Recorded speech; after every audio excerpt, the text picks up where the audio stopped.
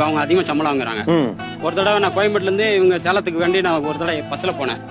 அப்புறம் இவர் தம்பி ஏறாரு, நீ பாத்துட்டு பேசவே இல்லை.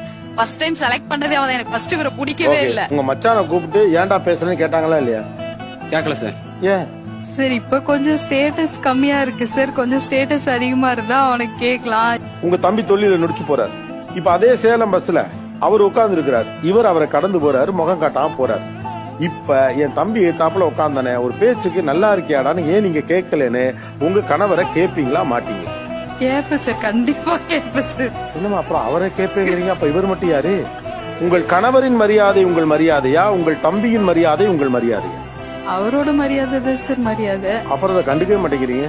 இன்னொரு சார் போன்ல பேசுவாங்க சார், நான் பக்கத்துல உட்காந்துருப்பேன், என்கிட்ட ஒரு வார்த்தை இன்னும் பேசிட்டு இருக்காது சார். அவங்க வீட்டுல இருந்து யாருமே அக்கா நல்லா இருக்கீங்களா, அதாவது அக்கா மேரேஜ் அவ்வளவுதான் போட்டாங்க சார், மச்சான ஒரு வார்த்தை போட்டுருக்காரு. ஆனா உண்மையா மனசுக்குள்ள இதெல்லாம் எவ்வளவு வலியா இருக்கு. ரொம்ப எதுவுமே கலந்துக்கல முடியல சார். அவங்க வீட்டுல எதுவும் கூட மாட்டாங்க. அவங்க தங்கச்சிக்கு கல்யாணத்துக்கு கூட சரியா முறை எதுவுமே பண்ணல. ஒரு பத்திரிக்கைக்கு இல்லை, போன்ல சொன்னாங்க உங்க அம்மா கல்யாணம் வச்சிருக்கேன் என் பொண்ணுக்கு, வந்தா வாங்க அவ்வளோ முடிச்சிட்டாங்க, போவே இல்லை சார்.